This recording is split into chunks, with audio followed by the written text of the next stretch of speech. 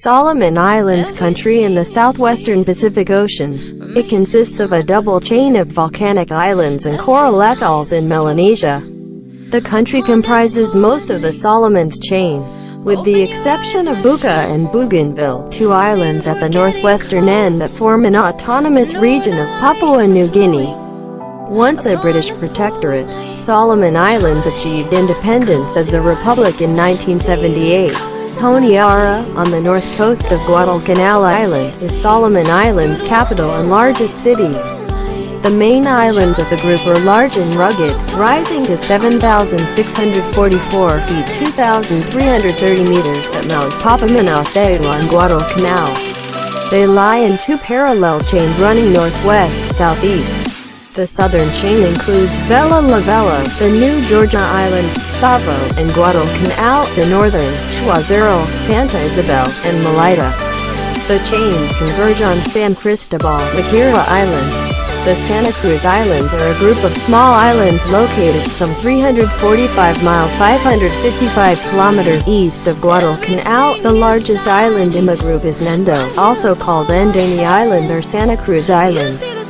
Geologically, the Solomon Islands are part of the volcanic arc extending from New Ireland in Papua New Guinea to Vanuatu.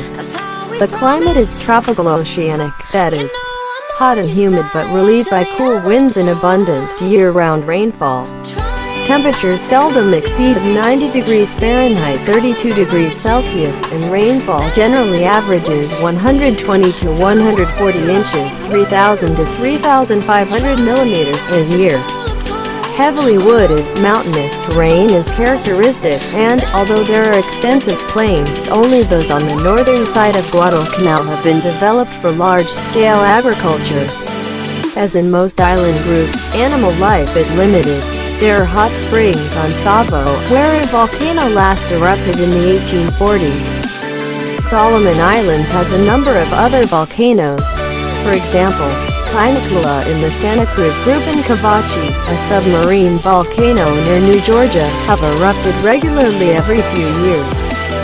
And Simbo Island has a Solfatara, a volcanic area event that yields only hot vapors and sulfurous gases. Earthquakes and destructive cyclones also occur regularly. Earthquakes and a subsequent tsunami in April 2007 killed several dozen people and displaced thousands. In January 2010, a less severe series of earthquakes and the tsunami that followed left more than 1,000 people homeless. Most of the people live in small rural villages. They engaged mainly in subsistence gardening, pig raising, and fishing, but are also involved in the cash economy. The vast majority of the population is ethnically Melanesian, Polynesians, who form a small minority, live mainly on outlying atolls, principally on Tongjava Atoll, Bolona, Rennell Island, the Reef Islands, the Stewart Islands, Sakayana, Tikopia, and Anuta. There are also small numbers of Chinese and Europeans and of Gilbertese from Micronesia who were resettled on Gizo and Vagina Islands between 1955 and 1971 by British administrators seeking to alleviate overpopulation in the Gilbert Islands, now Kiribati. Almost all Solomon Islanders are Christian. Most are Protestant, mainly Church of Melanesia, Anglican, with smaller numbers of Roman Catholics and members of other denominations. A small minority practices traditional beliefs. More than 60 languages and dialects are spoken. English is the official language, but Pidgin, an English-based Melanesian Pidgin, is the language that is most widely used and understood. Civil unrest in the late 1990s and early 21st century, including a coup in 2000, led to the near collapse of the country's economy. Damage to infrastructure on Guadalcanal resulted, disrupting transportation, commerce, and agriculture, and many enterprises were forced out of business. The 2007 earthquakes and tsunami caused further economic setbacks. In the early 21st century, the service sector employed the majority of the active workforce and contributed almost half of the country's gross domestic product. Tourism has been developed but is not a major source of income. Solomon Islands' main resources, fish and timber, have been exploited excessively, which has resulted in their depletion. Its other export products are derived from plantation crops, palm oil, copra, and cacao, the source of cocoa. China and Australia are the major recipients. The chief imports are machinery, fuels, manufactured goods, and food, and Australia, Singapore, and China are the main suppliers. The islands have significant reserves of bauxite on Rennell Island and phosphates on Bellona, and some gold has been extracted on Guadalcanal. Manufacturing primarily involves the processing of coconut and other vegetable oils in a cocoa. Traditional handicrafts, including woodwork, shell inlay, mats, baskets, and shell jewelry, are made both for the tourist market and for export. The Solomon Islands dollar is the official currency. Quần đảo Solomon, quốc gia ở Tây Nam Thái Bình Dương, nó bao gồm một chuỗi kép các đảo núi lửa và đảo san hô ở Melanesia. Quốc gia này bao gồm hầu hết chuỗi Solomon, ngoại trừ Buka và Bougainville. Hai hòn đảo ở cuối phía Tây Bắc tạo thành một khu vực tự trị của Papua New Guinea, từng là lãnh thổ bảo hộ của Anh. Quần đảo Solomon giành được độc lập với tư cách là một nước cộng hòa vào năm 1978. Honiara, trên bờ biển phía bắc của đảo Guadalcanal, là thủ phủ và thành phố lớn nhất của quần đảo Solomon. Các hòn đảo chính của nhóm rất lớn và gồ ghề, cao tới 7.644 feet, 2.330 mét tại núi Pocomanaceo trên Guadalcanal. Chúng nằm thành hai chuỗi song song chạy theo hướng Tây Bắc Đông Nam. Chuỗi phía Nam bao gồm Villa La Vela, quần đảo New Georgia, Savo và Guadalcanal, phía Bắc Choyo, Santa Isabel và Malaita. Các chuỗi hội tụ ở San Cristobal, đảo Maquila. Quần đảo Santa Cruz là một nhóm đảo nhỏ nằm số 345 dặm 555 km về phía đông của Guadalcanal. Đảo lớn nhất trong nhóm là Nender, còn được gọi là đảo Endemi hoặc đảo Santa Cruz về mặt địa chất. Quần đảo Solomon là một phần của vòng cung núi lửa kéo dài từ New Ireland ở Papua New Guinea đến Vanuatu. Khí hậu mang tính chất nhiệt đới hải dương, tức là nóng và ẩm nhưng được xoa dịu bởi gió mát và lượng mưa dồi dào quanh năm. Nhiệt độ hiếm khi vượt quá 90 độ F 32 độ C và lượng mưa thường trung bình 120 đến 140 inch 3.000 đến 3.500 mm một năm. Địa hình nhiều cây cối rậm rạp, đồi núi là đặc điểm. Và mặc dù có nhiều đồng bằng rộng lớn, nhưng chỉ những vùng ở phía bắc của Guadalcanal mới được phát triển cho nông nghiệp quy mô lớn. Như ở hầu hết các nhóm đảo, đời sống động vật bị hạn chế.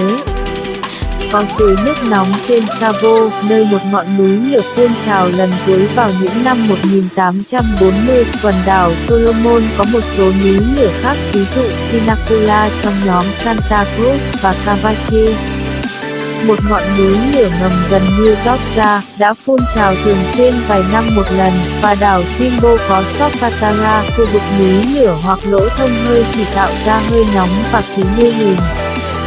Động đất và lốc xoáy hủy diệt cũng thường xuyên xảy ra. Động đất và một trận sóng thần tiếp theo vào tháng 4 năm 2007 đã giết chết hàng chục người và hàng nghìn người phải di rời.